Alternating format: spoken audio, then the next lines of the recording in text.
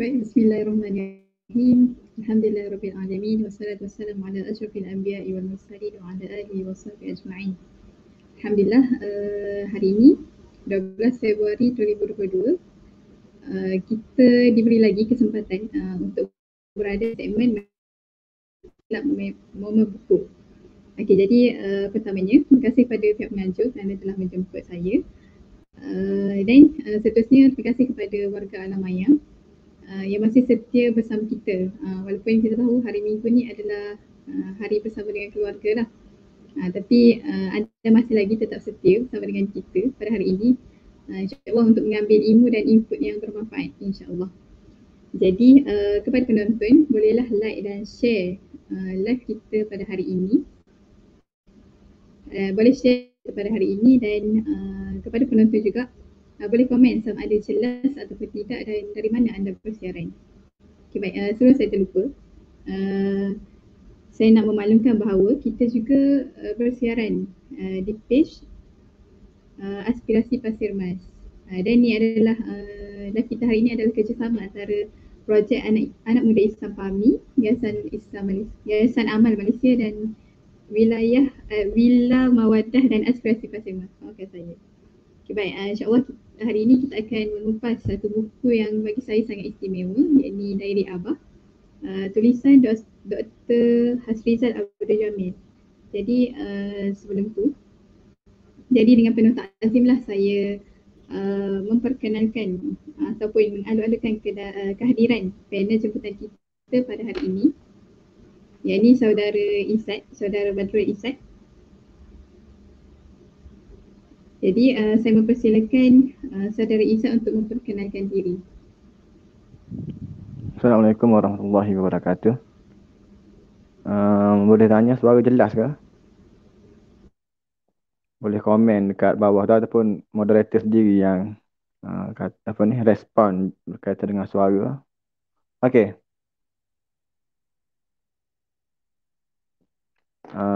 Alhamdulillahirabbil alamin hamdan hamidin hamdan syakirin hamdan yuafi ni'amahu wa yakafi maridah.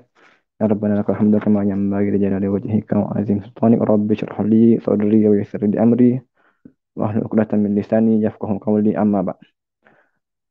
Terima kasih pertamanya, terima kasih kepada Momen Buku kerana menjemput saya untuk membuat resensi ataupun bedah buku, dan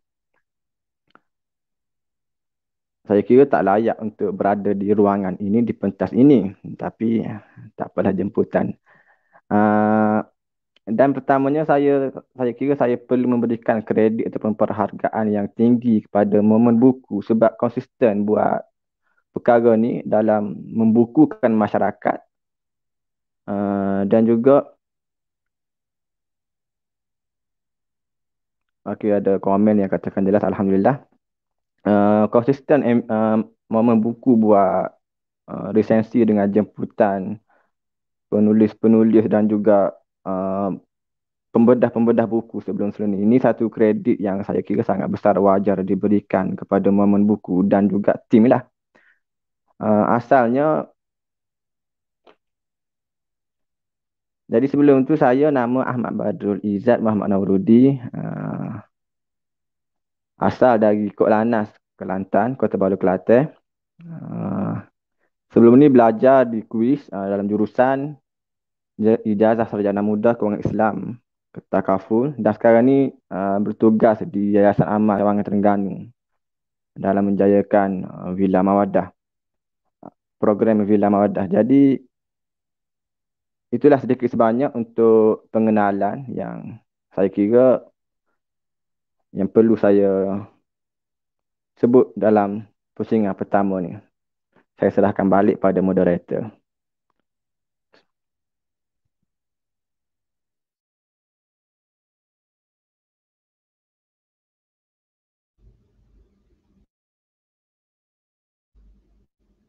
Okay, baik, terima kasih kepada saudara Izzat atas pengenalan diri. Minta maafkan saya sebab line agak problem sikit. Okay, baik, insyaAllah berkenaan dengan kita berbaliklah.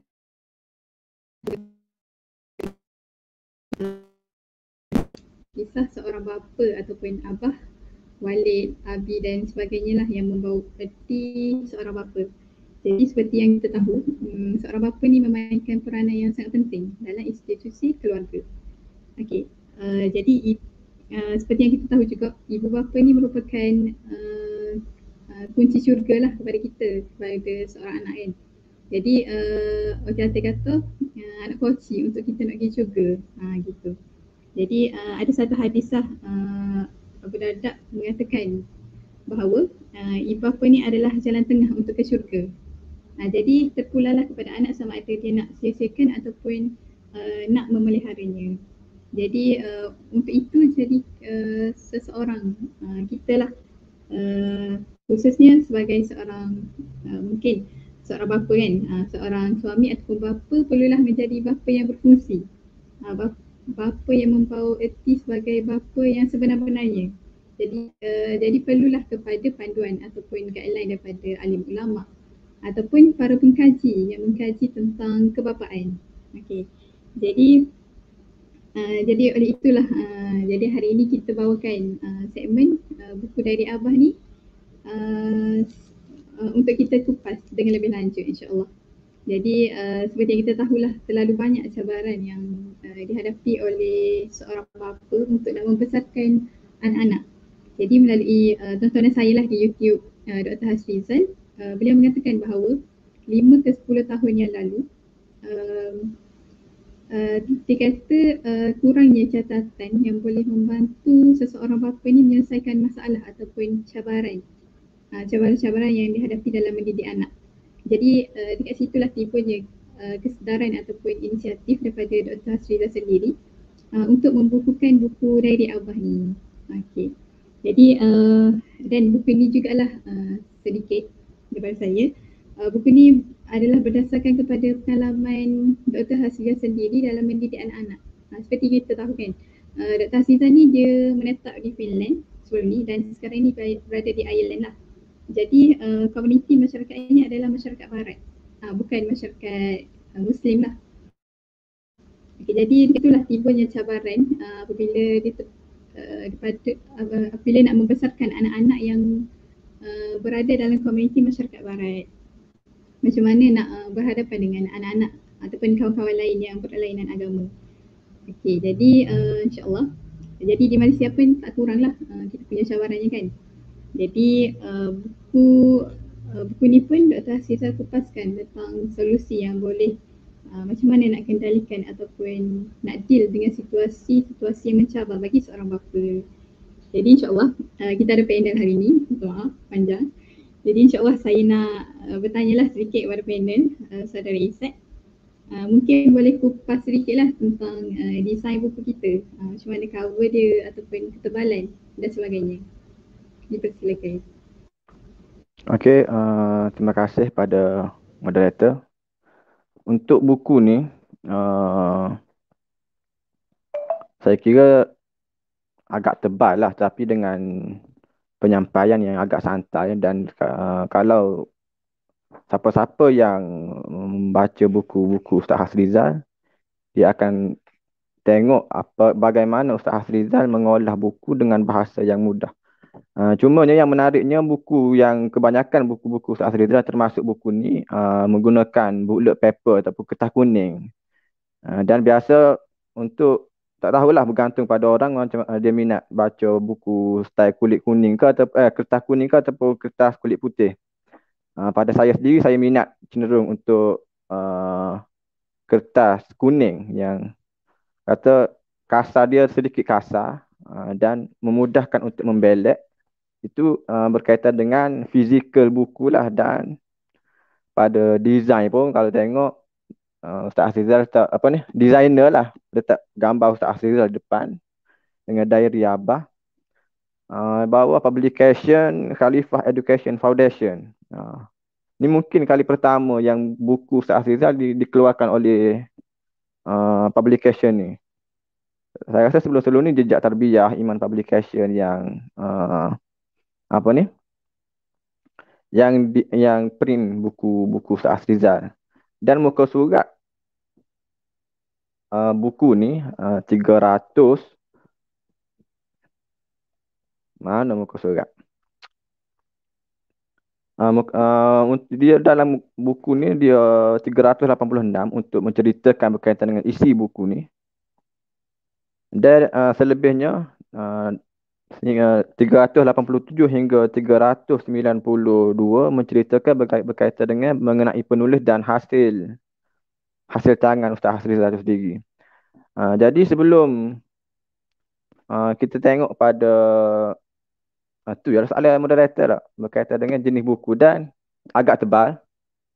Tajuk berat kalau betul-betul persembahan yang diterjemahkan dalam buku ni sangat berat sebenarnya, cuma olahan daripada Ustaz Azizal menjadikan ia bahasa yang santai. Dan gitulah anekdot dia style buku ni. Dia genre dia anekdot, religious, education, family, dan juga gitulah antara yang terkandung dalam buku ni. Jadi saya kira tu dulu untuk berkaitan dengan fizikal dan juga uh, sedikit ciri-ciri berkaitan buku ni. Serahkan balik pada moderator.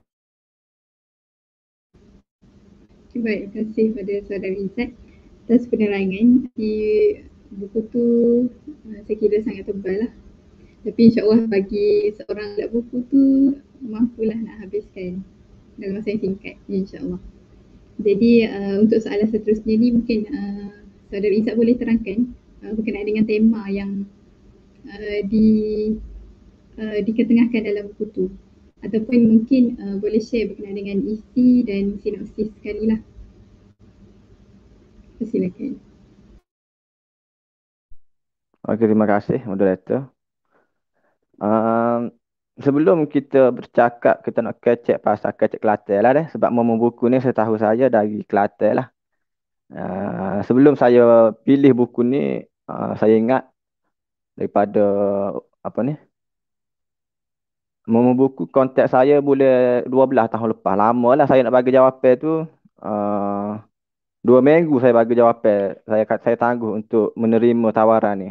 Satunya dalam diri saya ni adalah inferior apa ni, confident, lack of confidence lah, masalah kurang keyakinan tu nak catch up. Cuma saya sahut cabaran ni atas sebabnya dalam uh, ayat yang hantar pada saya tu, dia kata untuk membudayakan budaya membaca dalam kalangan masyarakat. Jadi kenapa tidak saya sahut cabaran ni dalam kita nak membawa kepada satu ambisi yang besar lah, saya kira, untuk membukukan masyarakat. Jadi saya sahut untuk jadi jemputan membuku tu yang pertama. Yang keduanya, waktu tu saya baca buku lain, iaitu buku membedah penyelewengan New Age Movement ke apa, karangan Ustaz Ikram. Asalnya saya nak bawa buku tu, tapi berkaitan dengan akidah saya rasa saya tak bawa dan bukan ahli untuk kecek pasal akidah dan juga perbandingan agama. Dan saya juga tertarik untuk bawa buku lain sebenarnya sebelum buku ni. Berkaitan dengan pengikut yang merosakkan, karangan Ustaz Syahari Abdul Rahman. Jadi kedua-dua penulis itu dari Kelantan, jadi saya ambil buku ni dalam konteks saya kira keterlibatan saya hari ini sedikit sebanyak terlibat dengan pendidikan dan juga terlibat dengan psikologi lah. Dan balik kepada soalan moderator tadi, tema buku ni, sebelum kita nak menceritakan berkaitan tema buku ni, kita sebelum tu kalau kita nak baca buku, kita kena kenal penulis buku dulu. Saya adalah baca sedikit sebanyak hasil tangan Ustaz Azizal ni, dan boleh katakan penulis yang prolifik lah, yang serba lengkap, khususnya berkaitan dengan pendidikan, dia banyak sentuh. Dan tema buku ni seperti buku lain, menyentuh berkaitan dengan kehidupan dia lah, Ustaz Azizal. Dan dia pun awal lagi dia dah pun disclaimer, dia kata di belah belakang ni, itu disclaimer yang sangat menarik saya kira untuk dia kata apa, saya tidak sama sekali bermaksud mengajak atau memberitahu anda apa yang patut anda buat. Ia sebuah diary. sebuah naskah yang sepatutnya berkunci. Namun saya buka ia dengan tawakal, hati-hati dan rendah diri. Dan kalau baca mana buku-buku lain Ustaz Asrizal sebelum ni, sebagai contoh Jalan Sahala ataupun buku Setia dengan Kebenaran, dia menceritakan bagaimana diri dia juga, bagaimana dia uh, mempraktikkan ajaran-ajaran ataupun teori-teori yang sepatutnya dipraktikkan dalam kehidupan dia. Jadi itu Ustaz Hasrizal. Dan begitu jugalah dia bawa dalam buku ni, dia menceritakan bagaimana buku ni diolah dengan tiga topik besar. Yang pertamanya, apa dia yang pertama tadi, tak ingat lah. Abah dan rumah, untuk part yang pertama. Part yang kedua, Abah dan sekolah. Dan part yang ketiga, kita di perantauan. Setiap part tu sangat banyak lah kupasan yang dia, subtopik tu sangat banyak. Untuk Abah dan rumah ni, 160 muka surat berkaitan dengan dalam rumah dia lah. Dia cerita sedikit sebanyak. Dan kalau kata dalam topik Abah dan rumah ni saja, saya banyak yang saya boleh apa ni, saya terkesan ataupun boleh untuk highlight kebalik pada sahabat-sahabat yang menonton lah dalam mayang. Dan yang keduanya, untuk part kedua, Abah dan sekolah. Dia ada sentuh berkaitan dengan pendidikan. Part ni saya akan sebut lagi dalam, insya-Allah. Dan juga yang ketiganya, kita di perantauan. Dia cerita bagaimana dia menguruskan anak dia. Dan Ustaz Asrizal ni dengan isteri dia, zaujah dia, PJJ lah. Isteri dia seorang doktor. Dan buku ni banyak menceritakan sewaktu dia dalam PKP.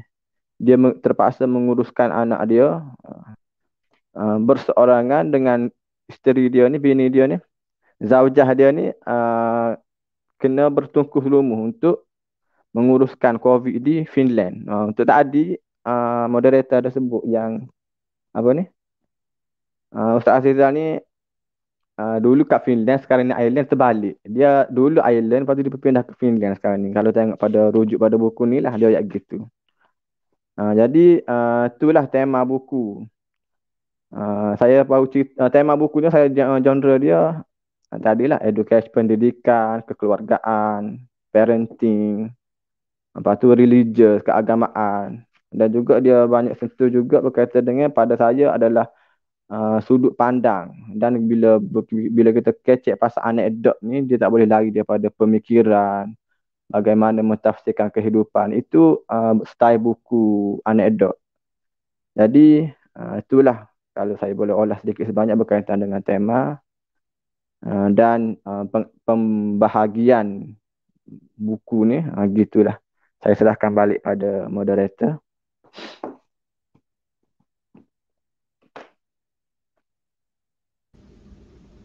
Baik, terima kasih pada saudara Izzat. Okay, Aimi Nadia Osman. Biasa buku parenting kaum ibu yang ramai menulis. Kali ini kita lihat dari perspektif bapa popular. Ya, betul. Ini adalah satu inisiatif yang dari Dr. Sisal. Okay, baik. Maafkan saya lah atas kesilapan lah. Finland, Ireland tu kan. Tidak apa. InsyaAllah kita teruskan lagi. Okey, itulah sedikit berkenaan dengan kata pembahagian buku kepada 3 bab dan macam mana Dr. Sisa ni mengolah kan, menggunakan bahasa yang mudah. Okey, baik, insyaAllah kita teruskan lagi soalan yang seterusnya. Menurut saudara Izzat, kita tadi banyak bahagian dan dia banyak bab, dan saya tanyalah berkenaan dengan bahagian mana ataupun bab mana yang paling saudara suka lah dan kenapa? Okey, untuk bahagian yang saya suka, dengan ketebalan buku yang boleh dikatakan tebal lah, 300 hampir 400 muka surat, tebal. Kalau kira 2 inci lebih ni. Jadi saya suka sebab topik yang dikupas adalah berkaitan dengan kehidupan, berkaitan dengan kehidupan lah, hampir menyeluruh kehidupan yang dia sentuh, world view ataupun sudut pandang individu. Jadi banyak tersangat banyak pada saya setiap apa ni topik-topik yang diutarakan oleh Ustaz Azrizal ni. Jadi penulis meletakkan pembahagian, 3 part. Dan untuk part pertama ni saya minat pada uh, beberapa perkara yang antaranya tajuk dia anak saya minat Lady Gaga, muka surat 89. Jadi bagaimana perkara ini menarik hati saya adalah dia menceritakan sebelum nak cerita pada subtopik semua tu, topik yang minat dalam buku ni dia ada satu kata tips ataupun perkongsian untuk kita jadikan rujukan. Hujung pada setiap subtopik dia ada 2 perkara, iaitu yang menjadi pesanan penulis kepada kita, iaitu pesan Abah. Pesan Abah ni dia buat macam style tips gitulah. Yang keduanya dia buat 7 buah fikiran. 7 buah fikiran ni dia menceritakan juga macam tip juga. Dan juga dia ceritakan berkaitan dengan fakta, berkaitan dengan uh, fakta secara ilmiah. Dan kalau part-part lain dia menceritakan ilmiah juga, tapi cara penyampaian tu dalam bentuk penceritaan ataupun meluahkan style diary lah, macam mana tak? Gitu. Jadi yang tajuk yang saya cerita tadi, iaitu anak saya minat Lady Gaga tu, dia menceritakan sebenarnya bukan minat pada Lady Gaga itu yang menjadi faktor ataupun root of problem. Tapi juga bagaimana yang sebenarnya kenapa si anak ini menjadikan Lady Gaga sebagai idola. Jadi dia meletakkan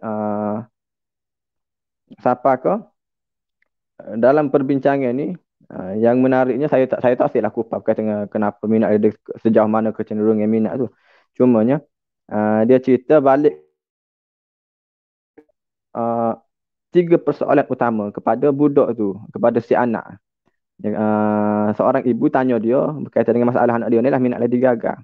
Jadi dia utarakan kepada si ibu tu, dia kata kena tanya anak, lebih kurang gitulah, siapa aku, siapa Allah, dan apakah makna kehidupan.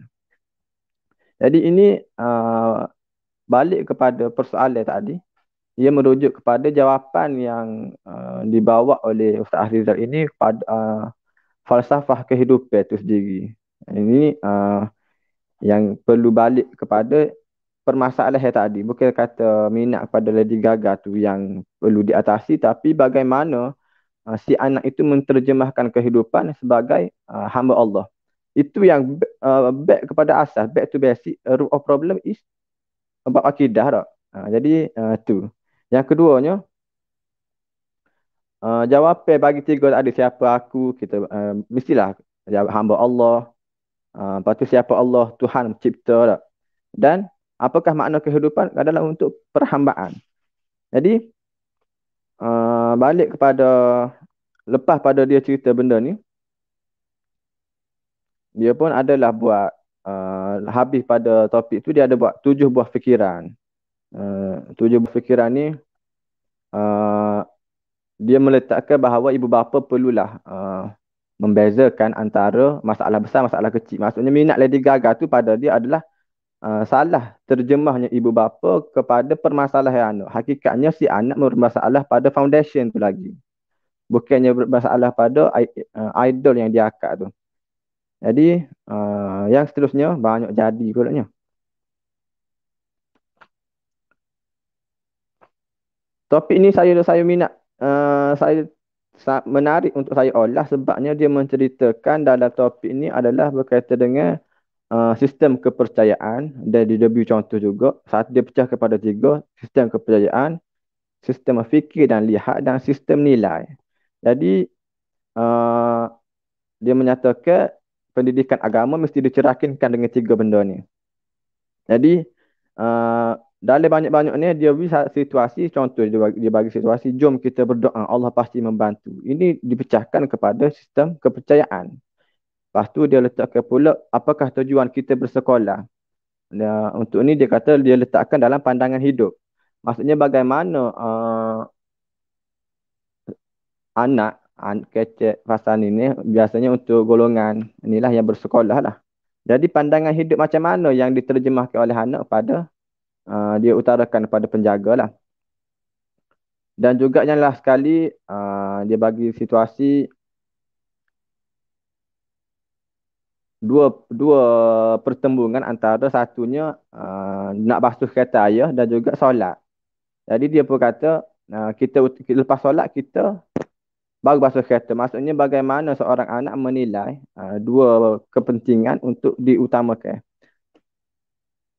Jadi itu yang dalam part yang pertama untuk bahagian uh, abah dan rumah. Dan banyaklah saya minat dalam benda ni, dan antara yang menarik minat saya adalah page 22.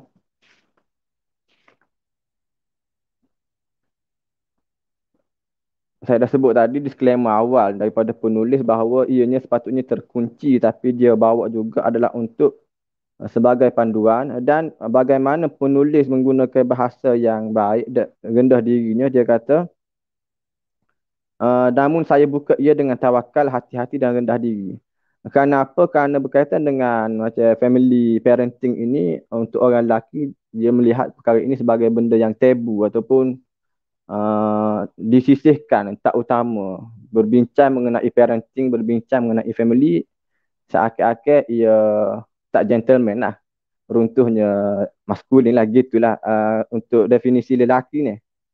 Jadi bila saya baca buku gini pun ramai juga yang kata mu baca buku gini contoh.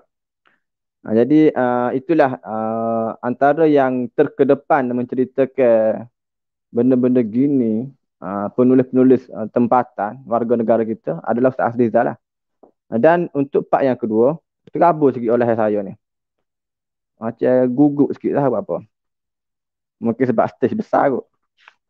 Okey, untuk part yang kedua, saya banyak tertarik dengan part yang kedua yang dibawa oleh Ustaz Azrizal. Satunya, satu lagi. Dalam muka surat, part yang pertama juga yang saya minat adalah berkaitan dengan bagaimana pendekatan Ustaz Azrizal kepada elakkan anak-anak kecil daripada menggunakan media sosial. Dia letakkan hentikan penggunaan media sosial kepada anak bawah umur. Jadi dia cerita di sini bagaimana kecenderungan walaupun sejauh mana didikan yang baik di rumah pun, bila bersosial dengan orang tak tahu siapa di media sosial, maka didikan di rumah yang baik itu akan jatuh. Dia bagi contoh anak dia, perbualan anak dia kalau tak silap saya, menggunakan bahasa yang kasar antara kawan dia dengan anak dia tu. Menyebabkan dia rasa, fail lah didikan aku sebelum ni. Jadi, sampaikan dia kata, saya menyeru pada ibu bapa hentikan anak-anak daripada penggunaan media sosial. Dan dia meletakkan 6 sebab kenapa perlu apa ni? 6 sebab untuk elakkan media sosial pada anak-anak, gadget lah sebenarnya. Sebab sekarang ni kalau kita tengok pada reality learning, saya pun berurusan dengan budak sedikit sebanyak. Tanya cikgu bagaimana untuk handle screen time budak-budak ni. Cikgu kata saya pun tak, kaunselor sekolah pun kata saya gagal juga untuk handle benda ni. Bagaimana generasi sekarang ni, generasi Z Alpha ni, memang tak boleh pisah dengan gadget. Cuma balik pada tadi, apa bahayanya pendedahan media sosial kepada anak-anak kecil yang bawah umur 13 tahun yang letak sini. Maklumat peribadi, maksudnya law ni data is gold tak. Lepas tu yang keduanya, kanak-kanak umur 13 tahun ke bawah ni belum sempurna cara pemikiran dia. Tapi bila kita tengok di media sosial ni, adanya carutan-carutan bahasa kasar. Dan di sini Ustaz Azizah mention bahawa bagaimana teruknya netizen kita, rakyat Malaysia, dengan komen yang menghina, komen yang bahasa-bahasa kesat, mencaci, kritik, dan sangat tidak baik kepada pembinaan kognitif budak-budak tu sendiri. Dan yang ketiga, ada 5 malah saya hurai ni panjang. Kalau hurai sosok tak habis ya. Jadi itu yang kedua. Jadi yang ketiganya dalam part 1 ni saya tertarik dengan bagaimana Ustaz Azizal menyentuh berkaitan uh, keruntuhan the collapse of parenting. Jadi dia cerita sini bagaimana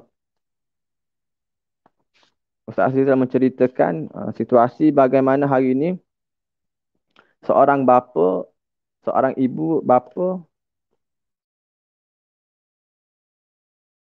hari ini seakan-akan menyerahkan tanggungjawab dia pada tanggungjawab dia terhadap anak-anak ni kepada orang lain. Kita boleh tengok bila dia serahkan hantar anak ke sekolah, apa-apa kesalahan yang berlaku pada anak-anak sebagai contoh dalam pendidikan ataupun sikap ke apa, sekolah dituding jari. Ya, itu yang dan suka saya berkongsi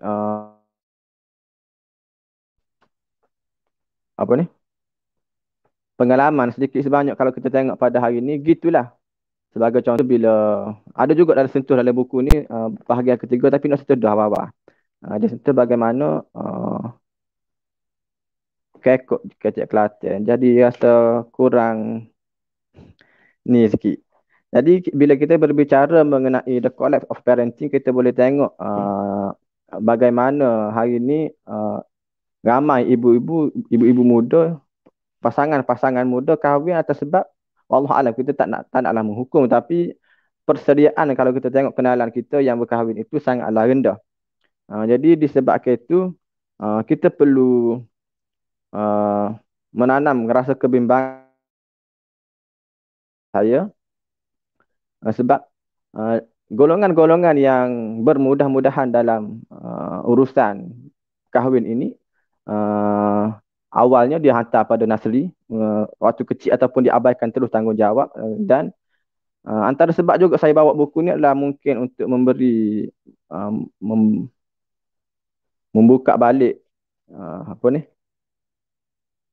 bagaimana hari ini kita melihat definisi lelaki itu kata dirobek sehingga kan lelaki itu yang berkahwin mengabaikan isteri, tak bagi nafkah, bagaimana seorang suami pukul isteri, bagaimana seorang lelaki hari ini tidaknya maskulin, dan bila kita tengok berkaitan dengan maskulin dengan fenomena yang minat Korea, soft power daripada Korea Selatan ni menyebabkan definisi maskulin itu sendiri pun dirobek. Bila bermuka putih, berbibir apa ni pink, pandai menari, itu jadi definisi baru pada maskulin kepada generasi-generasi baru yang minat pada budaya K-pop. Saya tak nak sentuh benda tu, tapi bila kita bercakap mengenai the collapse of parenting ini, kita boleh tengok pada hari ini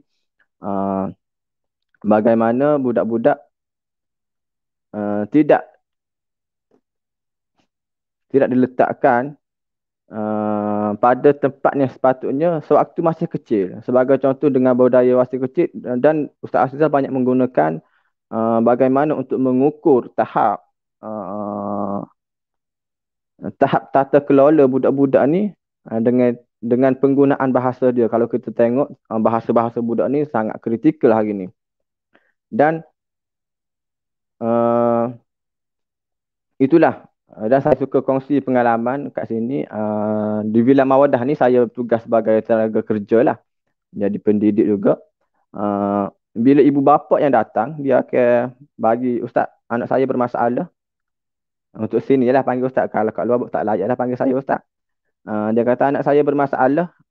Boleh tak saya atas sini untuk baiki anak saya? Itu bagaimana saya tengok berleluasanya perkara ini di luar sana.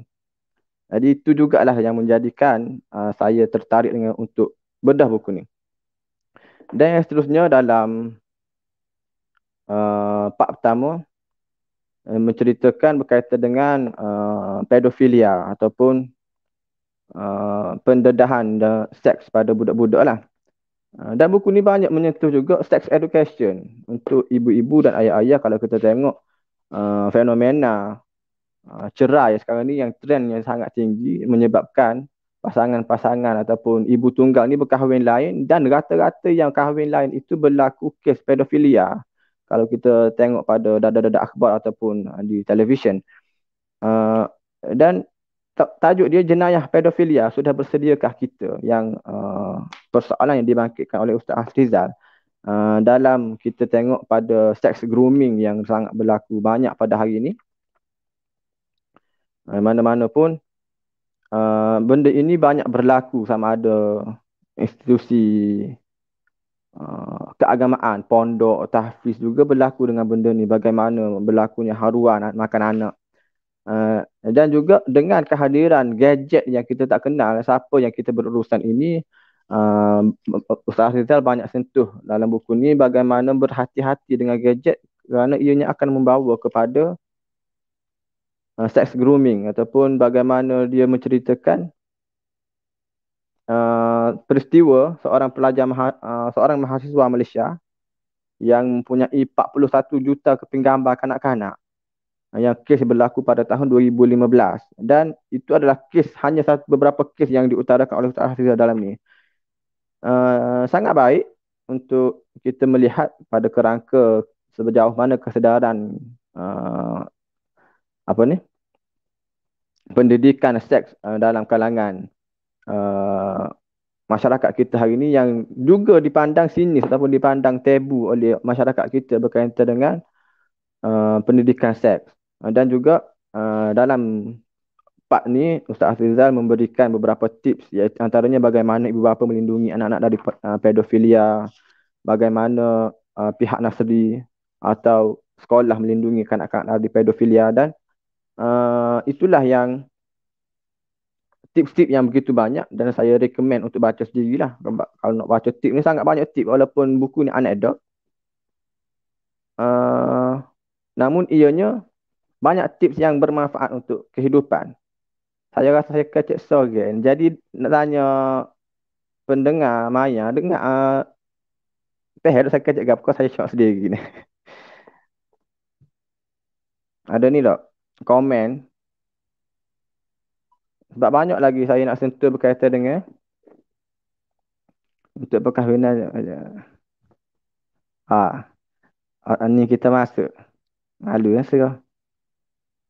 Oh, ada komen dekat Facebook banyak. Saya baru buka live. Nanti saya akan bawa pada pusingan yang seterusnya berkaitan dengan soalan ni, dan saya nak habis dulu berkaitan dengan olahan, dan sangat panjang lebar olahan yang boleh dibuka dalam konteks paradigma yang dibuka oleh Ustaz Azizah ni. Dan yang seterusnya dalam itu untuk part pertama baru saya cerita. Untuk part kedua, dia cerita berkaitan dengan abah dan sekolah. Dalam buku ni dia kata dia tak boleh kritik sebab dia ni antara boleh katakan yang well study berkaitan dengan silibus ataupun sukatan pembelajaran persekolahan, dan boleh kata dia pun lah ni isu sukatan pelajaran tau. Sukatan yang berat. Dan dia sentuh benda ni, memang benda tu berlaku lah. Dan dia pun antara ahli lembaga pada sistem Smart Khalif, sekolah swasta. Dan Smart Khalif ni antara sekolah Smart Khalifah kalau tidak salah saya. Sekolah yang boleh dikatakan terbaik silibus sukatan pelajaran dia. Dan di sini dalam ni dia sentuh bab 2 ni, part 2. Yang dia sentuh sekali adalah bagaimana kepentingan moral kepada masyarakat. Yang kita tengok hari ini anak-anak muda yang berpendidikan tetapi berkrisis civik. Dia tak sini berpelajaran namun krisis civik. Bila kita berbicara mengenai benda ni, itulah yang diterapkan oleh silibus sukatan pembelajaran kita. Kenapa bersekolah waktu kita sekolah kecil lagi tu. Pihak sekolah, cikgu-cikgu biasa akan tanya, besar nanti nak jadi apa? Maksudnya waktu kecil lagi kita pun telah pun diindoktrinasikan bahawa memenuhi keperluan industri. Ini yang berlaku pada hari ini. Kita boleh tengok, tak apa. Tak apa ada masalah sikap, tak semaya tak apa, isap rokok tak apa, kaki kelabing tak apa, tapi asalkan ada kerja yang mendapat kata penghargaan di mata masyarakat. Itu yang berlaku pada hari ini. Jadi bahasa yang digunakan oleh Ustaz Rizal ni sangat menarik. Dia kata pendidikan kita terperangkap dalam keutamaan ritual dan meninggalkan maksud di sebalik apa yang diajar. Mungkin kita semua pernah dengar satu kata-kata yang saya rasa familiar. Lebih kurang gini lah dia kata. Pendidikan bukan terletak pada degree hanyalah sekeping kertas. Harga diri kamu bergantung kepada akhlak kamu. Jadi gitulah yang kita boleh tengok ukuran bahasa mudahnya bagaimana krisis civic yang sangat kritikal dalam kalangan kita, terutamanya golongan bandar urban yang pendidikannya tinggi. Kalau tengok golongan-golongan Twitter, kita rasa kita tak mampu nak berhadapan dengan mereka sebab dia well knowledge. Tapi dengan sikap ataupun adab yang dia tunjukkan itu seakan-akan tidak mencerminkan pengetahuan yang dia ada. Yang seterusnya, dalam part 2 ni juga, Ustaz Azizal, benda ni kalau saya sentuh, Ustaz Azizal ni untuk pengetahuan sahabat-sahabat, dia ni belajar kat Jordan. Dan bila belajar di Jordan, biasanya akan menyentuh berkaitan dengan perbezaan pendapat ataupun school of thought dalam bermazhab. Itu yang saya tengok mana-mana asatizah keluaran daripada Jordan, dia akan menyentuh benda ni. Dan benda ni juga, dan kritikan yang saya kira kepada sesiapa yang berlapang dada dengan kritikan itu perlu membuat peningkatan ataupun perlu baikilah, tingkatkan prestasi. Jadi apa yang saya nak sentuh juga adalah pada muka surat 208, bukan 208, 232. Bagaimana sistem kepercayaan lah saya kira. Pendidikan ilmu alam gaib bukan alam batin. Bagaimana dia cerita anak dia ni sekolah dekat Perak, sekolah asrama, dan anak dia menceritakan bahawa ustaz dia ni boleh buka hijab pelajar.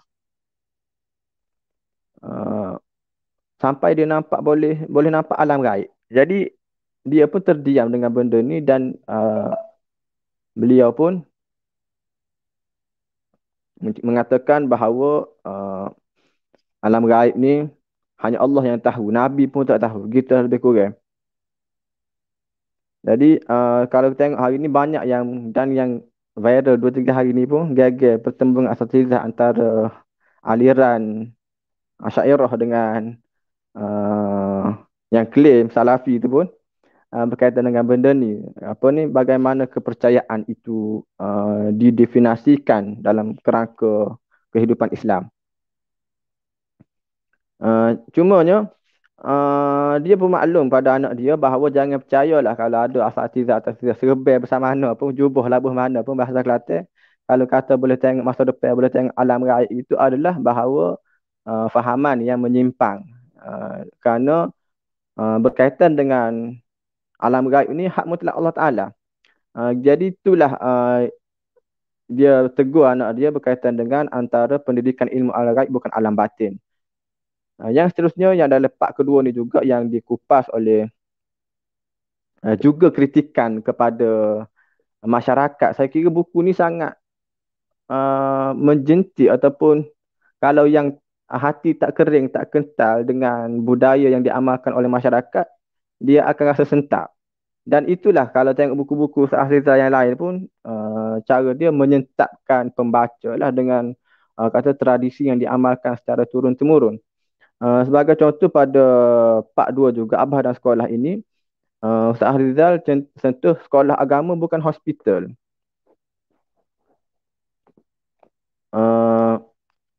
Kerana apa, kalau kita tengok pada hari ini, mana-mana ibu bapa yang melihat anak dia tidak mampu untuk go dalam akademik, dia akan hantar anak dia pada pondok, dia akan hantar anak dia pada tahfiz.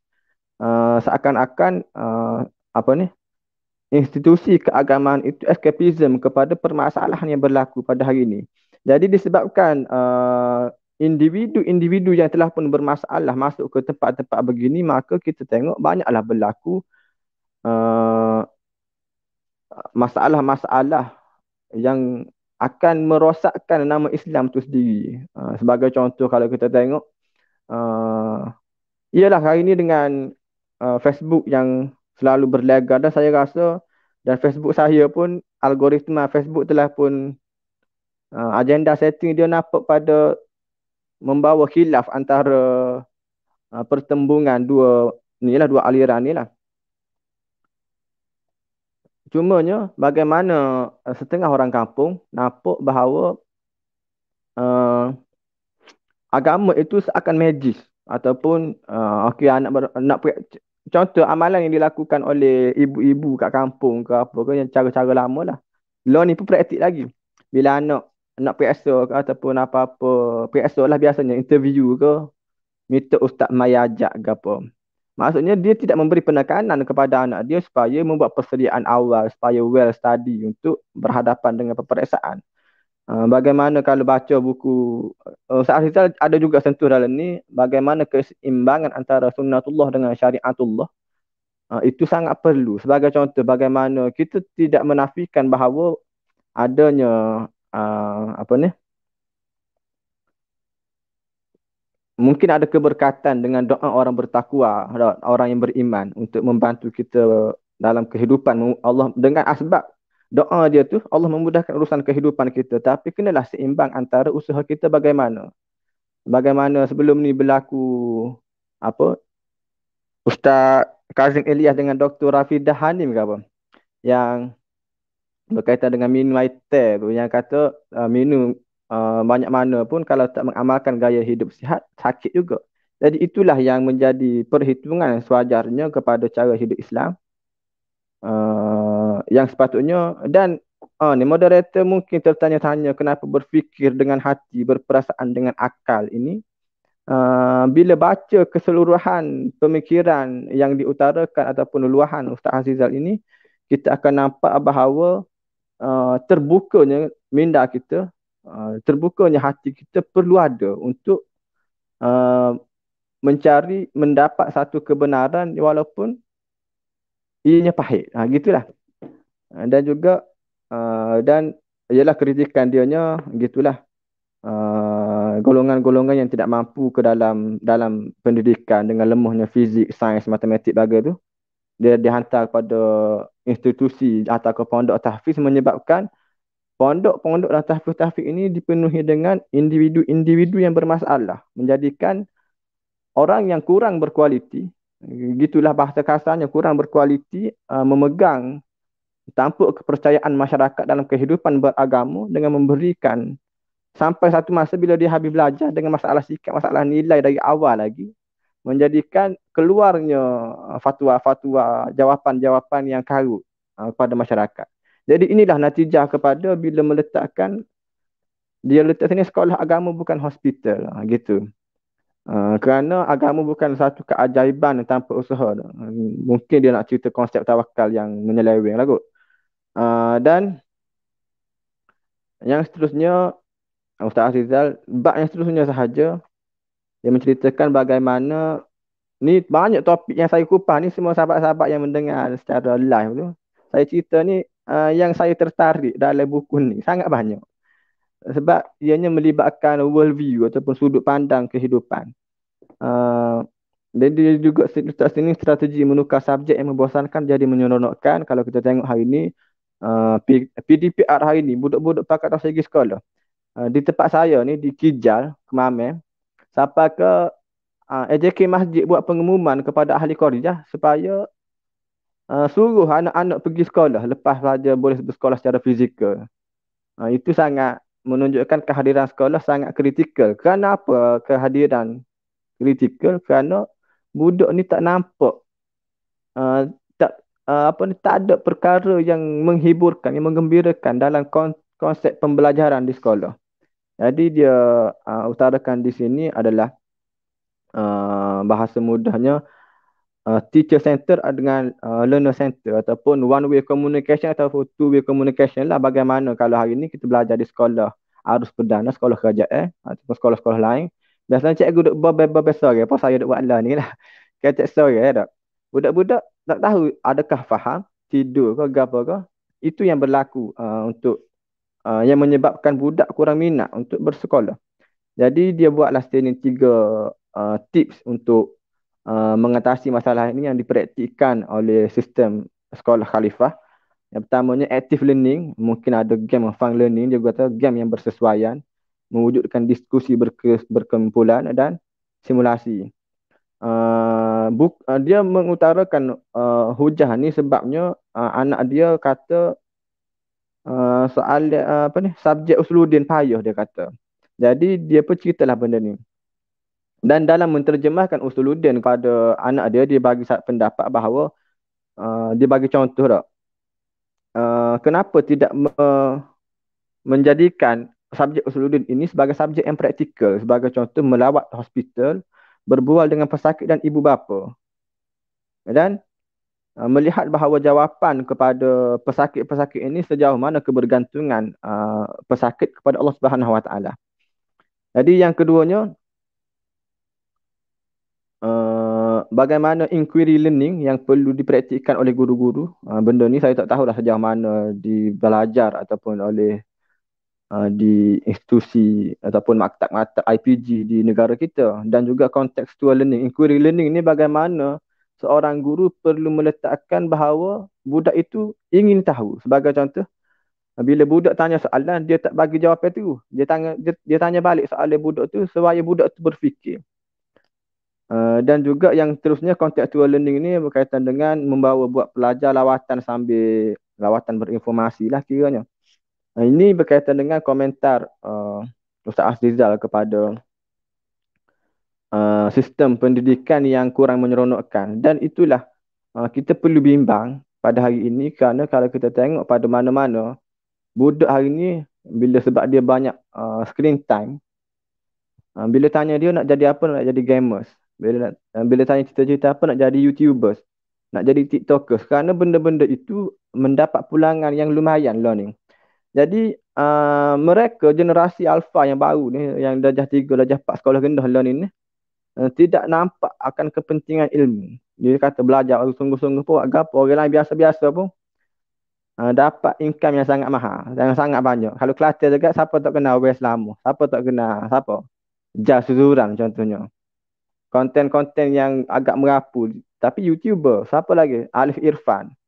Kalau tengok background akademik dia, bukan nak merendahkan nilai akademik, cumanya bagaimana mempunyai kemahiran dalam videografi, kemahiran dalam edit video, kemahiran dalam main game, menjadikan seseorang itu menjadikan ia sebagai cita-cita yang pada saya ialah bom jangka kepada 10 atau 20 tahun akan datang. Bila berleluasanya golongan-golongan yang kata terperangkap dengan penyakit kejahilan ni. Jadi itu untuk part yang kedua. Banyak lagi yang nak tu. Yang ketiga, banyak panjang. Bersama lagi kalau ni. Ada ni komen, ikutlah dengar aku insya-Allah. Dan yang ketiganya, penulis menceritakan bagaimana pengalaman hidup dia kita di perantauan. Dia letak part 3, kita di perantauan. Dia cerita kehidupan dia waktu PKP dululah. Sekarang ni masih PKP, dengan keluarga kecil dia. Jadi dia Ustaz Azrizal ni sangat, boleh katakan sangat advance, asatizah yang advance pada saya. Dia expert juga dalam teknologi, sehingga dia main game bersama anak-anak dia, walaupun dia ni generasi Y lah, awal 40-an sekarang ni, tapi dia main game bersama anak-anaknya dia. Jadi bila dia main game dengan, kalau kita tengok pada game hari ni yang melibatkan komunikasi ataupun interaksi dua hala secara langsung, ataupun istilah dia MOBA, MOBA apa istilah dia? Mobile Online Battleship Arena ke apa? Tu Battleship Arena yang contohnya PUBG, Mobile Legend. Dalam ni dia bagi contoh Fortnite, Free Fire. Yang game membolehkan gamers ni boleh interaksi antara pemain-pemain lain dan malah boleh secara spesifik. Jadi dia tanya anak dia, awak kenal tak? Awak berbual dengan siapa secara private ni? Kenapa perlu dapat apa ni? Petua-petua ataupun sudut pandang ataupun nasihat daripada orang yang kita tidak kenali? Adakah ayuh ni tak cukup dipercayai? Gitu lah lebih kurang ayat dia. Dan dia tak di sini, why you don't trust us? Gitu lah lebih kurang. Jadi dalam erti kata lain, uh, trust issue perlu ada dalam kita bermain game kerana di sini juga dia menyentuh berkaitan dengan sex grooming lah dan ada berlaku kejadian yang bermula daripada game. Dan juga Ustaz Azizal menyentuh dalam aspek sains juga berkaitan dengan teori-teori game di sebalik game. Kalau kita tengok kenapa lelaki ini, pandangan saya lah dengan sambungan buku-buku lain juga, bila melibatkan permainan game ni dia melibatkan excited, melibatkan adrenaline tu naik.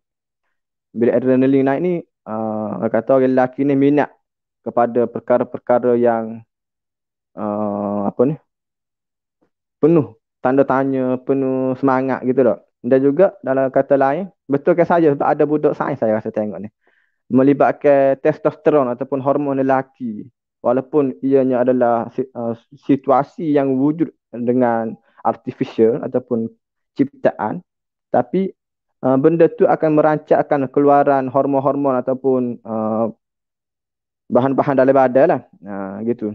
Dan juga di situ sini bagaimana game-game itu boleh menyentuh berkaitan dengan mana strategi, achievement, social action gitu. Menarik untuk kita tidak membakul sampahkan secara terus permainan game secara online ni. Sebab ramai sangat boleh katakan majoriti anak-anak muda hari ini kehidupan dia terlibat dengan game. Jadi untuk kita tidak memberi satu pandang yang pesimis ataupun sudut pandang yang lain kepada golongan yang minat game ni,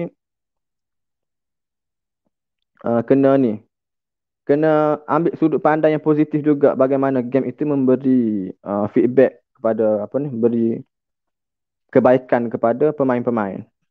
Jadi itu yang pertama untuk kita di perantauan. Yang keduanya, muka surat 301, anak dia bertanya kenapa saya berpuasa. Jadi soalan tipikal ni dijawab kita dulu pun gini tak.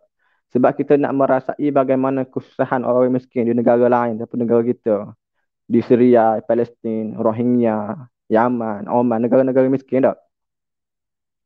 Jadi anak dia pun tanya lagi sebab anak dia ni duduk di negara barat, membesar di negara barat, mempunyai satu pemikiran yang terkedepan. Negara barat memang gitu cara dia ni dia. Dia pun kata, dia tak bolehlah jawapan gitu. Dia kata anak dia belum bersedia untuk mendapat jawapan gitu, dia kata lebih kurang. Jadi dia pun bagi soalan balik pada anak dia, kenapa abah kau apa istilah sini? Kenapa saya suruh awak tidur pukul 11 atau pukul 10 atau pukul 11 awak tidur tanpa banyak tanya? Sebab anak dia jawab, sebab you are dead, sebab mengayuh. Jadi kenapa perlu persoalkan? Maksudnya bagaimana seorang anak meletakkan kepercayaan yang sangat tinggi kepada ayah. Arahan daripada ayah itu tidak menimbulkan sebarang persoalan pun. Jadi begitulah arahan daripada Allah. Dan di sebalik daripada iktibar ataupun mesej daripada syariat itu, ibadat itu adalah pengajaran. Jadi kita boleh tengok hari ini bagaimana ni golongan yang, sebab buku ni menceritakan saya kira soalan-soalan yang kritis daripada generasi muda yang perlu kita jawab. Dan serangan pemikiran hari ini kita kira dalam ni pun ada berkaitan dengan pemikiran. Golongan-golongan yang berkecenderungan pada liberal, dia kata kenapa aku perlu menutup aurat hati aku dah baik contoh. Kenapa perlu salat aku dah baik.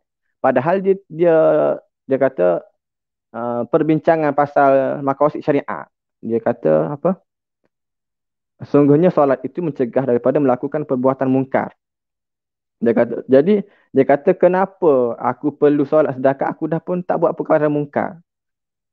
Di sini kita perlu melihat pada definisi, apa definisi golongan mereka, dan apa definisi mungkar dalam aspek kerangka Islam.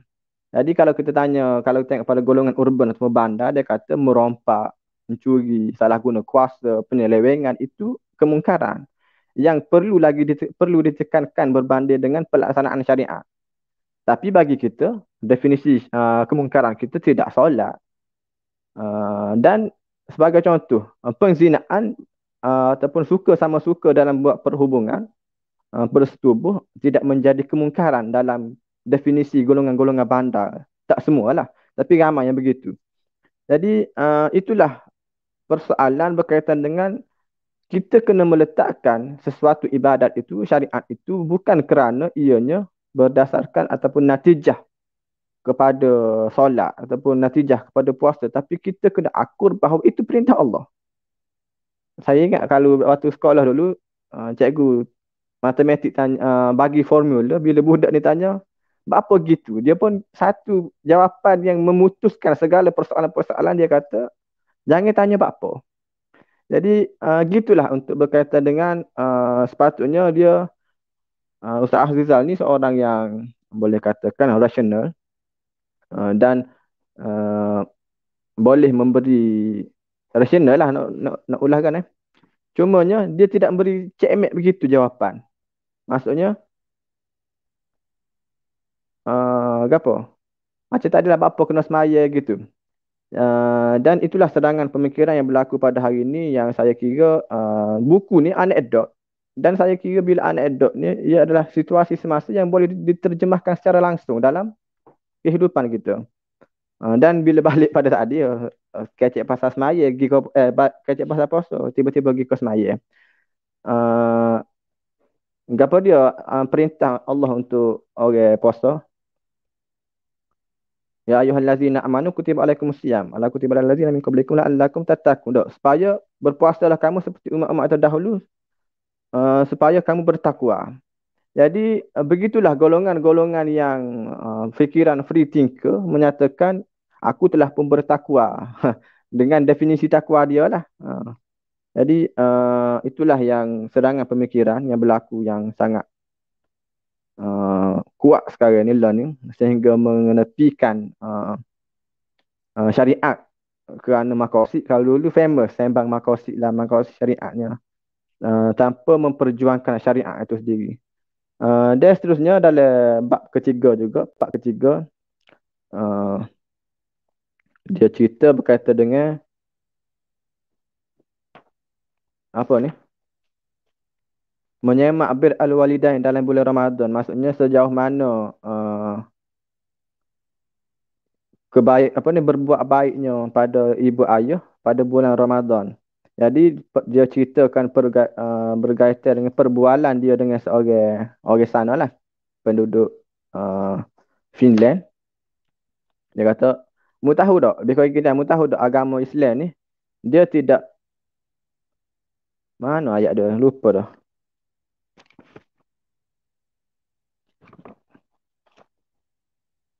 Tak jumpa pula dah. Ni. Dalam Islam tidak memaksa untuk mencintai ibu bapa, tapi menjadi kewajipan untuk berbuat baik kepada ibu bapa. Jadi dia bukan kau orang sana, dia kacak dengan anak dia. Jadi gitulah.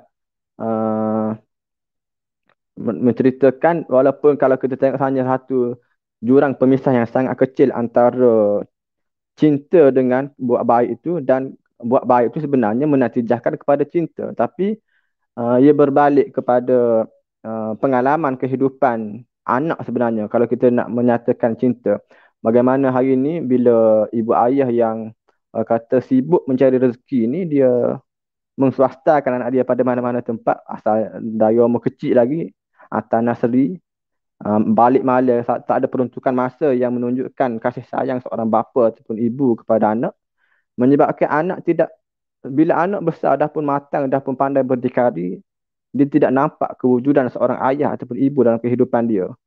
Dan bila dia tidak diletakkan ataupun diindoktrinasikan dengan ajaran Islam, dia akan menjadikan uh, anak tu tak ada ayah ni tak ada apa-apa lah dari diri anak. Sebab dia tidak memahami bahawa berbuat baik kepada ibu ayah itu adalah satu kewajipan. Uh, jadi dalam buku ni juga dia dia untuk part 3 ni dia menceritakan bulan Ramadan tahun lepas bagaimana perbualan dia dengan anak dia. Dan sebenarnya cumanya olahan dia tu sangat menarik lah sebab dia mencuba untuk membawa uh, sudut pandang Islam secara membumi dalam kehidupan seharian dengan soalan-soalan anak dia yang boleh tengok uh, boleh jadi contoh lah saya kira pada bagaimana seorang ayah itu perlu alim ataupun perlu cuba sedaya mungkin untuk memberi jawapan kepada anak. Dan yang seterusnya soalan soalan ni pun saya tertarik untuk menyentuh benda ni dan sebelum saya nak bawa pada topik ni saya kira momen buku ni apa ni pembaca-pembaca buku biasanya bersedia untuk berlapang dada menerima perbezaan pendapat dan itu yang sepanjang pengenalan saya dengan kawan-kawan yang uh, sangat ni dia sangat terbuka apa ni yang ulat buku lah walaupun saya bukan dalam kelompok tu tapi saya minat bertanya sahaja. uh, dia sangat terbuka dalam perbezaan pendapat dalam ni. Dia cek dia ke untuk muka surat 349 dalam buku ni dia kata witir angka-angka dalam pelajaran tauhid di negeri asing. Ni kecek pasal semaya terawih semaya witir anak dia malas nak semaya witir. Jadi dia pun kecek tak tahu dok dalam Islam ni minat kepada nombor ganjil sebagai contoh wuduk 3 kali, tawaf 7 kali, sa'i 7 perjalanan, melontar jamrah 7 lontaran. Semaya sehari pun 17 rakaat. Jadi gitu. Dan itu saya tak sentuh sangat. Cuma dalam topik ini ada subtopik dia debaran bagai itik. Ni subtopik dia bagaimana bila dia bercerita mengenai agama ini. Penulis merasakan menghadirkan rasa kebimbangan pada anak dia berkaitan dengan pertembungan antara apa ni yang berlaku dalam kalangan umat Islam, pertembungan sudut pandangnya. Dan sebagai contoh dan dia direct mention sini maka berkaitan dengan mazhab lah bahasa mudahnya dan dengan disebabkan perbezaan mazhab ataupun aliran yang berlaku dalam kalangan umat Islam ini menyebabkan ramai yang beragama Islam menggunakan bahasa-bahasa kesat, caci mencaci, hina menghina, sampaikan membina berita palsu, membuat fitnah itu berlaku kerana untuk menegakkan untuk menyokong mazhab dia gitulah sebagai contoh. Dan dia sini dia menyatakan kekecewaan dia lah macam kekecewaan bila dia berada pada tangga ke-40 sebagai Ustaz Wahabi di Facebook. Dia 2-3 kali juga mention Wahabi dalam ni dan biasanya yang keluar graduan daripada Jordan ni dikelompokkan dalam Ustaz Wahabi lah. Cuma saya tertarik untuk menyentuh benda ni sebab saya kira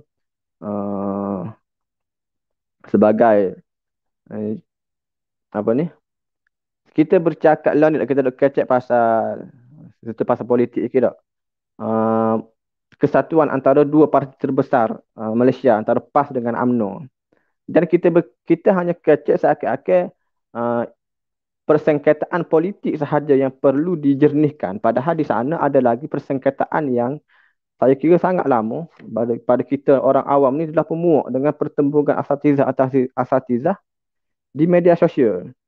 Kalau tengok hari ni dia rancak lah di Kelantan juga. Pertembungan Kelantan ni kuat. Ni. Dan saya tertarik dengan post Ustaz Fazli Syari, Ketua Pemuda PAS 2 hari lepas bila dia dapat buku daripada Ustaz Ikram. Buku berkaitan dengan 600 agama baru di Malaysia tu. Jadi saya terbaca komen Dr. Iliani, pengasas bersama momen buku ni, dia untuk jemput Ustaz Ikram. Dan saya rasa benda itu sangat positif lah sebab nak jemput penulis. Asalnya pun saya nak bawa buku tu tapi tak mampu dengan kecetekan ilmu dalam perkara tu. bila tengok pengasas bersama pun berhasrat untuk jemput Ustaz Ikram tu, juga dari Kelantan lah dia. Sangat menarik lah untuk diperbincangkan, kerana untuk menjernihkan ni, saya bercakap mengenai untuk menjernihkan suasana lah, sebab saya pun dah pun boleh kata muak dengan pertembungan ini. Kalau merujuk kepada ahli-ahli gerakan pun yang menggelarkan dia sebagai pendakwah, ceburkan diri dalam gerakan Islam, juga kata bergelu pun terjun ke tempat yang sama. Bila tengok pada sebenarnya, kalau kita tengok siapa yang hari ini ni, saya kira perlu diutarakan lah untuk menjernihkan suasana. Wahabi-Wahabi itu dilabelkan kepada semua yang cuba untuk membawa satu pandangan yang berbeza.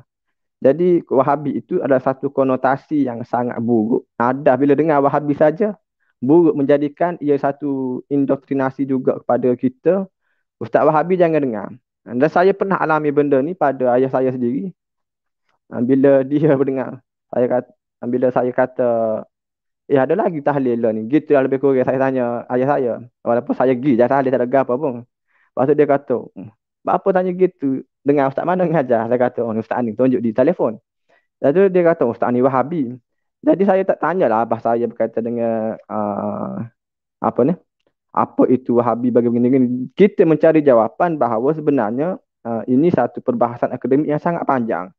Kata mengeneralisasikan semua sudut pandang yang berbeza kepada Wahabi, yang akan memasukkan membakul sampahkan semua Ustaz Wahabi, agamawan-agamawan yang dicap Wahabi ini sebagai tidak suatu konotasi yang buruk, akan merosakkan masa depan negara ataupun merosakkan penganut Islam itu sendiri. Jadi saya satu pasal ni juga sebab saya jadi muak sangat ada dengan Wahabi di Kelantan lah, sangat, dan di masjid-masjid di Kelantan ni sangat kata mudah melabelkan asatizah yang keluaran yang saya kira bermazhab Hanabilah ataupun yang Hambali, yang pendapat yang sedikit berbeza, meletakkan ianya Wahabi terus, dengan menyatakan bahawa Muhammad Abdul Wahab itu mengkafirkan orang lain, menjisimkan Allah. Jadi itu sebenarnya merujuk kepada Ustaz Abdul Rashid. Dia kata Wahabi itu Wahabi lain, iaitu merujuk kepada nama apa, Abdul Rahman bin Rustum kalau tidak salah. Abdul Wahab Rustum. Kerana apa? Fatwa yang menyatakan bahawa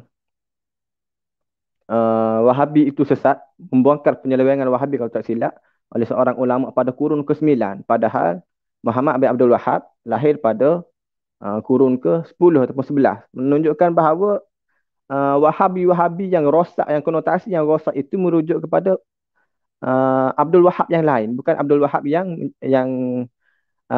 membuat kerjasama dengan keluarga Saud di Saudi itulah. Itu ya, untuk yang pendengar, saya haraplah sangat pendengar ataupun yang melihat ini tidak terjerumus dalam perbalahan ini, dan sama-samalah sebab kalau saya rasa yang terlibat dengan gerakan Islam lah dalam ni memahami balik usul Ishrin ataupun buku Risalah Ta'lim daripada Imam Hasan Al-Banna.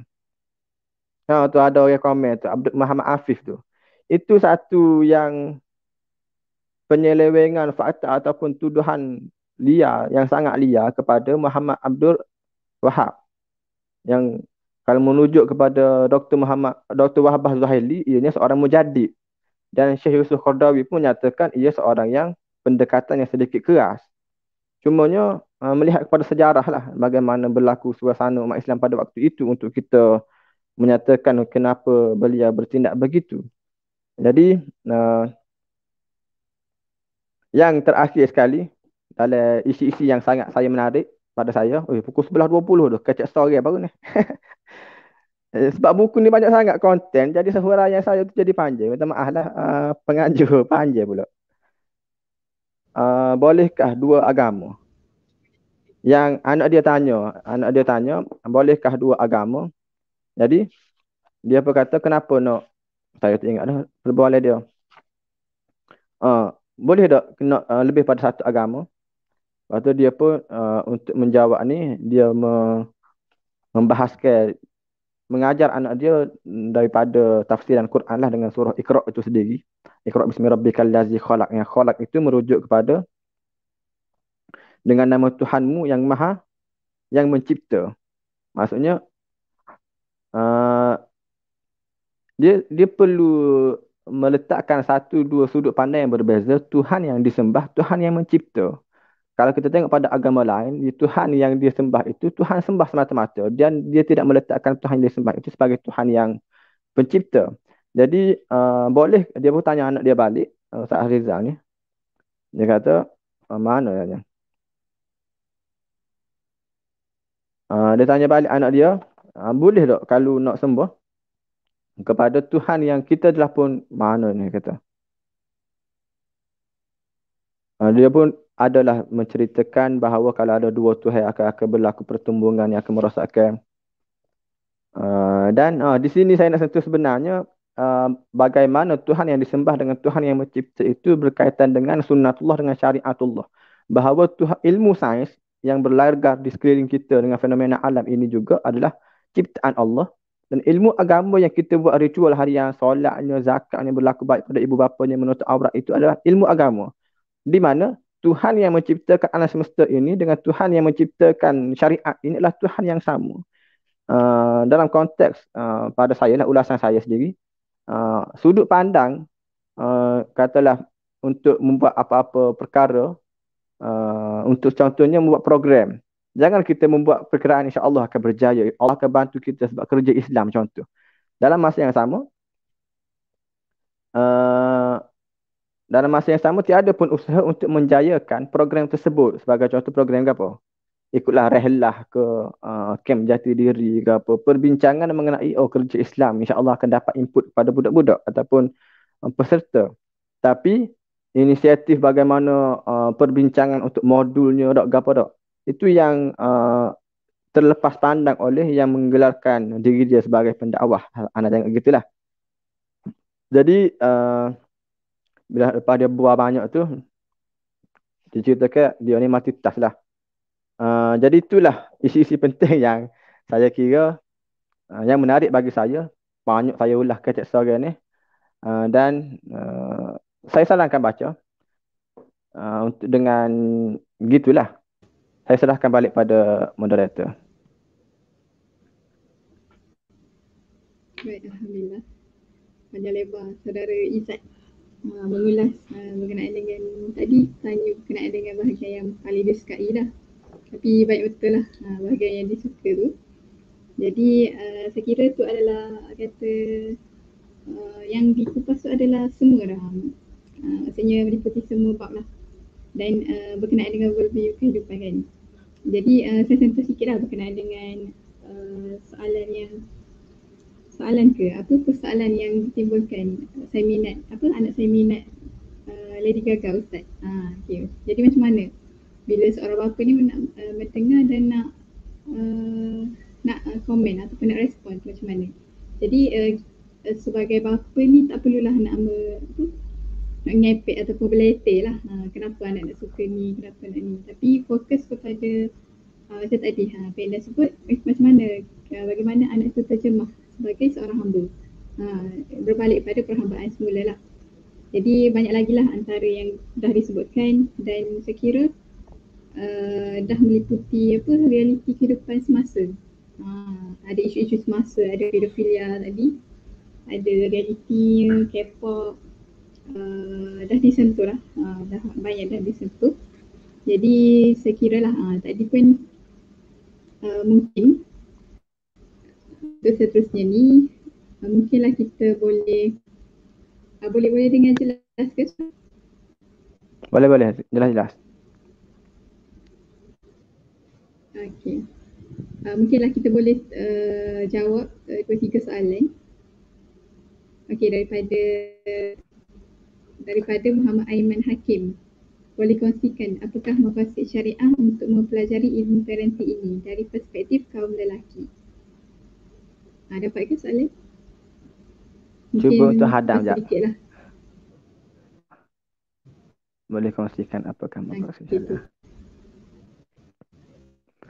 Okey, untuk soalan ni saya jawab sekadar mampu. Mungkin boleh kritikan ke apa, tak ada masalah. Sebab ini pada saya ruang untuk saya belajar juga. Sekadar ni saya dah maklum tadi. Belum lagi. Jadi saya nak maklum saya bukan bidang untuk sosiologi ke ataupun bidang psikologi untuk bahas benda ni. Cuma agama pun saya bukan bidang agama. Cuma sepanjang pengetahuan saya cuba jawab lah. Untuk maqasid syariah untuk mempelajari ilmu parenting ini, kalau kita tengok, menariklah soalan ini tak? Pertama, kalau kita tengok hari ini, kita kena menerima realiti hari ini bahawa untuk meletakkan lelaki lebih superior daripada wanita itu, yang superior, yang berlebihan itu perlu disemak balik. Kenapa saya kata gitu? Sebab kita tengok hari ini bahawa kalau kita merujuk kepada sejarah manusia, ratusan, puluhan ribu tahun, memang kerja orang lelaki cari makan. Cari makan, bawa balik makanan, dan perempuan jaga anak, duduk di rumah dan membesarkan anak. Itu dalam aspek puluhan ribu yang diamalkan oleh masyarakat. Ni saya ambil dalam buku Why Men Not Listen and Women Cannot Read the Map. Dia ayat gini. Jadi itu zaman tu. Jadi kepatuhan kepada disebabkan puluhan ribu tahun yang manusia mengamalkan cara hidup begitu, maka sangat wajarlah untuk meletakkan satu bukan, saya tidak menafikan bahawa isteri mesti mentaati suami. Tapi saya nak meletakkan bagaimana saya ingin mengutarakan bagaimana seorang suami perlu mempunyai ihsan, tidak menggunakan kuasa veto dia sebagai suami untuk memberi arahan-arahan yang menderakan ataupun memberi tugasan yang banyak kepada suami isteri. Sebagai contoh, dah lah bini ni kerja dah, lepas tu kemah rumah bini, masak bini, jaga anak bini. Jadi di manakah tugasan lelaki, di mana sang isteri juga telah pun bersama-sama sang suami untuk mencari rezeki. Jadi maqasid syariahnya dalam kita mengetahui mengambil berat berkaitan dengan benda ini, bagaimana perlunya kita mempelajari ilmu parenting ini dalam aspek itulah. Maksudnya sebagai contoh, tidak lagi bila isteri bekerja, suami perlu menyuruh si isteri gosok baju, kau basuh baju. Kenapa tidak perlu buat kerja bersama? Kerana tugasan yang dulunya tugasan mutlak mencari rezeki itu tugasan lelaki, tapi hari ini tidak pun berbeza. Tetapi situasi ini berbezalah kalau si isteri itu suri rumah.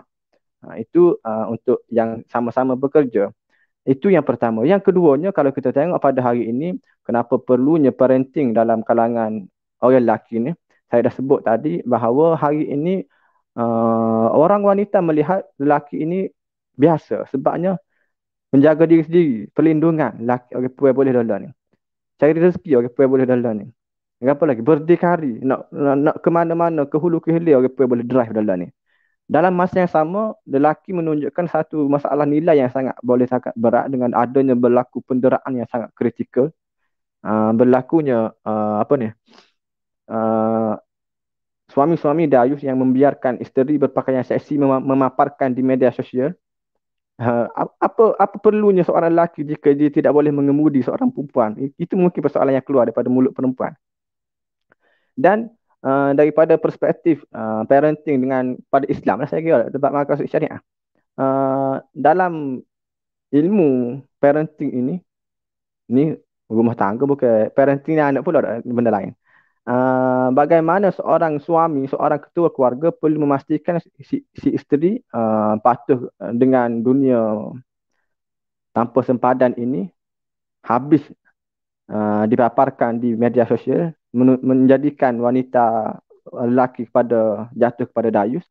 Dan yang keduanya, yang perlu kita titik beratkan bahawa lelaki tiada superior yang saya tengok yang sangat kritikal sehingga perempuan, tidak semualah, tapi disebabkan budaya kita yang orang kata budaya pluralism dalam kalangan kita ni membakul sampahkan ataupun generalisasikan semua perkara, sebabkan dua tiga lelaki yang berkelakuan demikian, jadi semua orang dibakul sampah, semua lelaki dibakul sampahkan oleh perempuan. Sebagai contoh, bila adanya berlaku kecurangan, maka lelaki semua dicap sebagai buaya. Padahal kenapa buaya, wallahu alam. Jadi disebabkan perkara ini, pentingnya untuk kita mempelajari ilmu parenting adalah untuk mengelakkan satu tadilah, bagaimana kita mengeksploitasi wanita, menghukum, menghina, dera. Itu yang pertama. Yang keduanya, kalau melibatkan bila menjadi ibu ayah ini adalah bagaimana seorang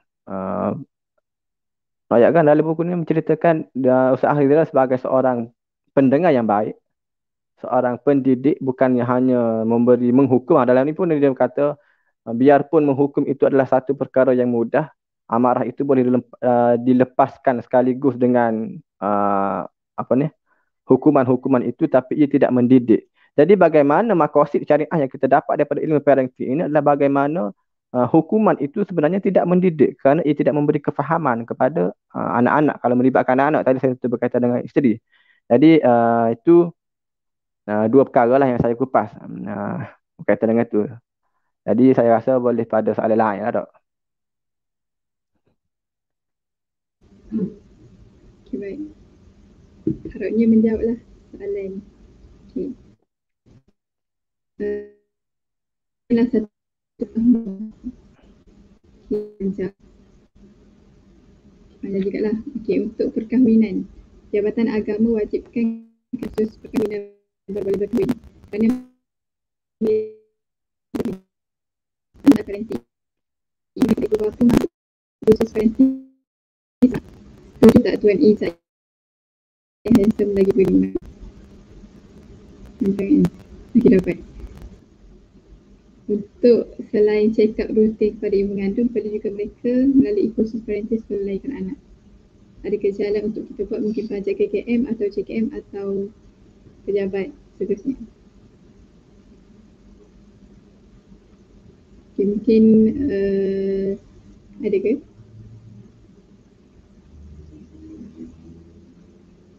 Dan mungkin saudara Izzat boleh teruskan dengan kesimpulan lah.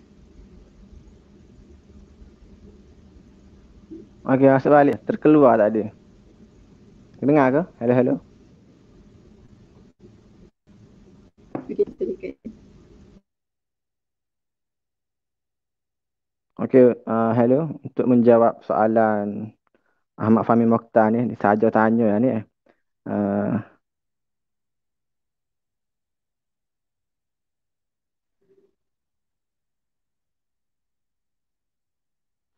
Jadi itulah yang sepatutnya.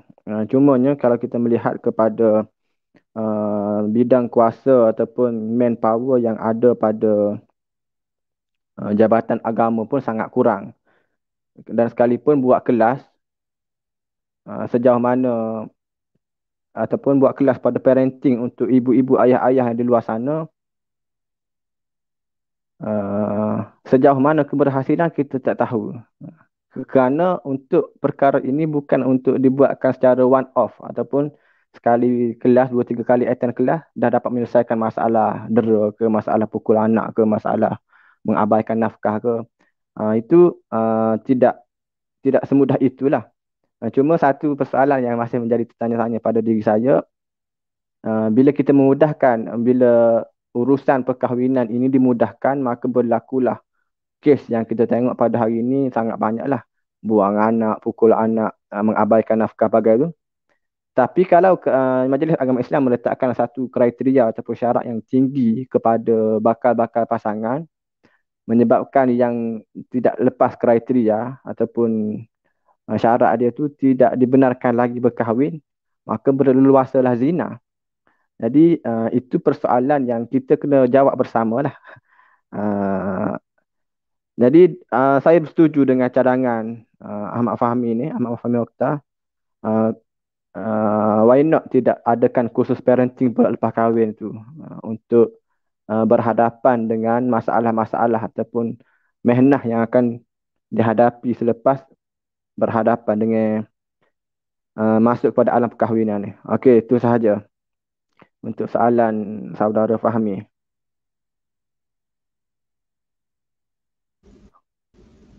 Okay, baik. Alhamdulillah nampaknya ada cadangan dan ada sokongan lah. Jadi insyaAllah mungkin saudara Izzat boleh terus pada kesimpulan lah. Okay, dah 11.30. Terima kasih. Pertamanya sebagai khulasahnya, kenapa saya mengambil judul ini walaupun saya masih belum berkahwin, masih belum bergelar, apatah lagi bergelar ayah. Kerana kalau melihat pada perangkaan, sebab saya tengok perbincangan asatizah ataupun orang yang cerdik pandai pada hari ini banyak tertumpu kepada masalah-masalah peribadi. Apa maksud saya? Maksudnya berbicara mengenai masalah sikap sendiri, berbicara mengenai pemikiran yang berlaku dalam kalangan dunia tanpa serangan pemikiran itu tertumpu kepada golongan yang bijak pandai. Padahal di luar sana, kalau kita tengok pada statistik luar bandar negara kita pun ramai yang tinggal di luar bandar. Kalau tak silap saya hampir 60%, hampir 50% tinggal di luar bandar untuk negara kita. Dan kalau melihat kepada perangkaan fact dan figurnya, 60% daripada rakyat Malaysia bekerja dalam sektor buruh. Dan bila kita berbicara mengenai sektor buruh,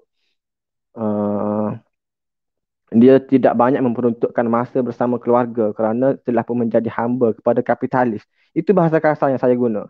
Menyebabkan anak-anak yang lahir daripada yang dibesarkan oleh golongan yang kurang mendapat pendidikan daripada ibu ayah. Tak semualah, sebab di Kelantan tu ramai yang kerja buruh kat bendang padi, toreh getah. Tapi itu sektor luar bandar yang golongan lama, itu berbeza. Saya cerita ni untuk golongan milenial yang ayahnya kerja kilang, bagi gelak balik gelak, sehingga mengabaikan anak-anaknya, sehingga kan di rumah flat yang mereka sewa, itulah tempat yang berlakunya zina berkumpulan di KL lah kita kata tak. Dan siapa yang nak memberikan pendedahan-pendedahan begini. Jadi itulah yang saya bawa buku ni walaupun bukan ahlinya. Yang keduanya, kalau kita tengok kepada kes pembuangan, kes anak atas taraf sekarang ini sangat banyak.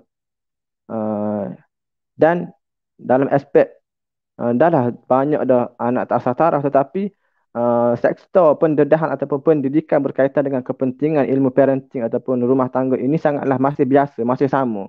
Sehingga kan di kursus perkahwinan pun mana-mana yang dapat sijil akan memberikan feedback yang buruk kepada kursus perkahwinan. Hanya banyak berbicara mengenai malam pertama, berbicara mengenai benda-benda dalam kelambu. Itu yang berlaku pada kursus perkahwinan.